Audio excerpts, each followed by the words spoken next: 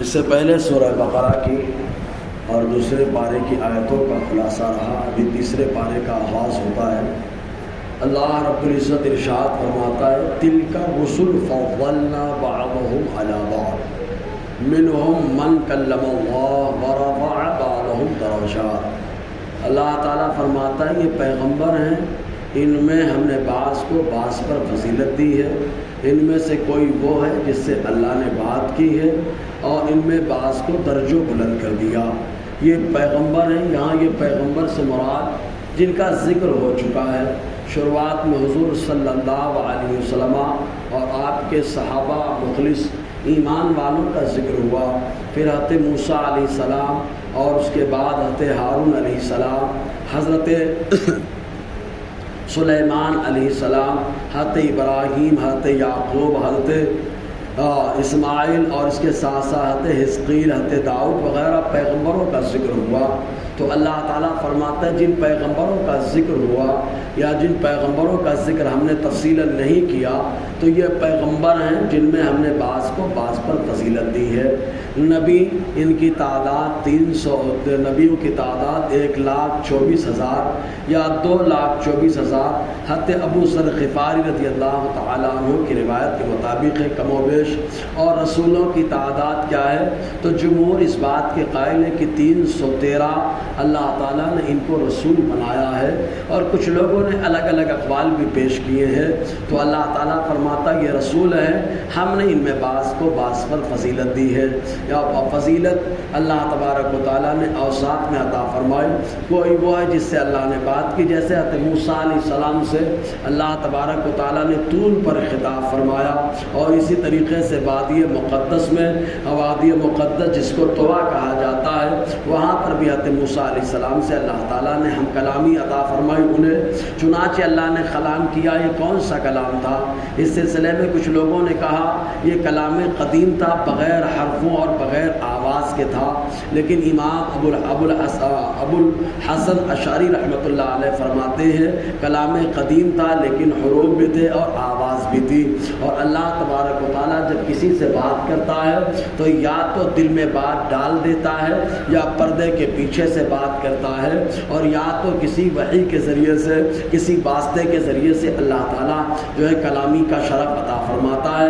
موسیٰ علیہ السلام سے کلامی کا شرف حضرت موسیٰ علیہ السلام کو جو اللہ نے عطا فرمایا وہ طور کے پہاڑ پر یا وادی مقدس طوا میں، لیکن مصطفیٰ سے جو کلام ہوا تو کبھی اللہ تعالیٰ نے واسطے کے ساتھ کہ جیسے وحی بھیجی حضرت جبرائیل کے ذریعے سے، حضرت اسرافیل کے ذریعے سے، حضرت میکائیل کے ذریعے سے. اور ایسا بھی معاملہ آیا کہ اللہ تبارک و تعالیٰ نے اپنے محبوب کو معراج کی رات اپنا قرب خاص عطا فرمایا اور وہاں پر وحی عطا فرمائی. خود قرآن میں آیا فَأَوْحَىٰ إِلَىٰ عَبْدِهِ مَا أَوْحَىٰ. مصطفیٰ جان رحمت اللہ کے خوب قریب ہوئے. کتنے قریب ہو؟ فَكَانَ قَابَ قَوْسَيْنِ أَوْ أَدْنَىٰ. 2 قوس کی مقدار کا فاصلہ رہ گیا یا اس سے کم رہ گیا. اللہ تبارک و تعالیٰ نے ہم کلامی کا شرف اپنے محبوب کو عطا فرمایا. تو کوئی وہ ہے جس سے اللہ تعالیٰ نے کلام فرمایا. وَرَفَعَ بَعْضَهُمْ دَرَجَاتٍ. اور ان میں سے بعض کو درج و بلندی عطا فرمائی. جیسے کہ بہت سارے نبیوں کو اللہ تعالیٰ نے الگ الگ خوبیاں عطا فرمائی، الگ الگ ان کی جو ہے خاصیتیں عطا فرمائی. سب سے زیادہ خاصیت اور خوبیاں اللہ تعالیٰ نے اپنے محبوب کو عطا فرمائی ہے. سب سے زیادہ خود حضور صلی اللہ علیہ وسلم نے فرمایا کچھ چیزیں ایسی ہیں جو مجھے ملی ہے میرے علاوہ اللہ تعالیٰ نے کسی اور کو نہ دی ہے. تو اللہ تعالیٰ فرماتا ہے کچھ کو درج و بلند فرمایا تو خوبیوں کے اعتبار سے. اور سب سے بڑی بات یہ ہے کہ حضور صلی اللہ علیہ وسلم کی زندگی پوری امت کے لیے آئیڈیل ہے اور ایک ایک طریقہ آقا علیہ السلام کا سنت میں شمار ہوتا ہے. کوئی اگر عمل کرے تو اللہ تعالیٰ اس پر ثواب عطا فرماتا ہے. اور حضور صلی اللہ علیہ وسلم پر سنت پہ عمل کرنے کے لیے ہر کوئی تمنا کرے، حتیٰ کہ حضرت موسیٰ خود تمنا کرے اس امت میں شامل ہونے کے لیے. تو اللہ نے درج و بلندی عطا فرمائی. آپ کے بدن کے اعضاء ان میں بھی اللہ تعالیٰ نے خوبیاں عطا فرمائی. جو روشنی مصطفیٰ کو دی وہ روشنی کسی کو عطا نہ فرمائی. جو سماعت مصطفیٰ کو دی اللہ نے ویسی سماعت کسی کو نہ دی. اور جو دل اللہ نے مصطفیٰ کو دیا ویسا دل اللہ نے کسی کو نہ دیا. غرض کہ مصطفیٰ کو جو وجود اللہ نے عطا فرمایا وہ بے مثل وہ مثال ہے، اعلیٰ فرماتے وہ کمال حسن حضور ہے کہ گمان لفظ جہاں نہیں، یہی پھول خار سے دور ہے، یہی شمع ہے کہ دھواں نہیں۔ تو اللہ تعالیٰ نے ہر اعتبار سے اپنے محبوب کو درجہ و بلندی عطا فرمائی، وجود کے اعتبار سے، اوصاف کے اعتبار سے، کردار کے اعتبار سے، گفتار کے اعتبار سے، معاشرہ کے حساب سے، حسن سلوک کے حساب سے، بچوں کی پرورش کے اعتبار سے، دعوت و تبلیغ کے اعتبار سے، لوگوں کے درمیان ایک اچھے قائد اور لیڈر کی حیثیت سے اللہ تعالیٰ نے ہر اعتبار سے اپنے محبوب کو درجہ و بلندی عطا فرمائی ہے۔ اور آقا علیہ السلام کو اللہ نے جو بلندی دی ہے اس بلندی کی گواہی انبیاء کرام نے بھی دی ہے۔ پھر اس کے بعد اللہ تعالیٰ فرماتا ہے وَآتَيْنَا عِیسَىٰ ابْنَ مَرْیَمَ الْبَیِّنَاتِ، اور ہم نے عطا کر دیا عیسیٰ ابن مریم کو دلائل۔ حضرت عیسیٰ علیہ السلام عام طور سے عورتوں کا نام قرآن میں زیادہ نہیں ملتا ہے، لیکن آپ غور کریں گے ایک ہی خاتون ہے جن کا نام صراحت کے ساتھ قرآن میں ملتا ہے، وہ ہے حضرت مریم رضی اللہ تعالی عنہ۔ وجہ کیا ہے؟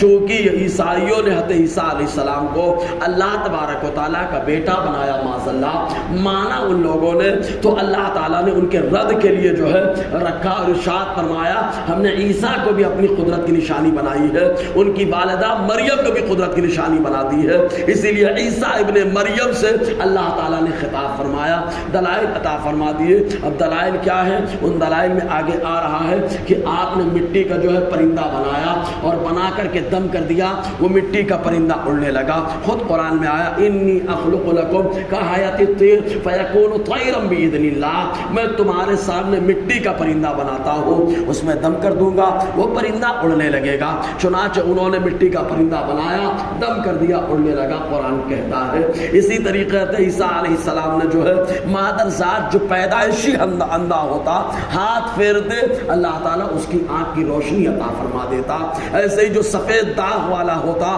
جس کو لوگ بڑا معیوب اور برا سمجھتے ہیں، ہاتھ ملانا گوارا نہیں کرتے، حضرت عیسیٰ علیہ السلام ہاتھ پھیر دیتے اللہ تعالیٰ اسے بھی شفا عطا فرما دیتا۔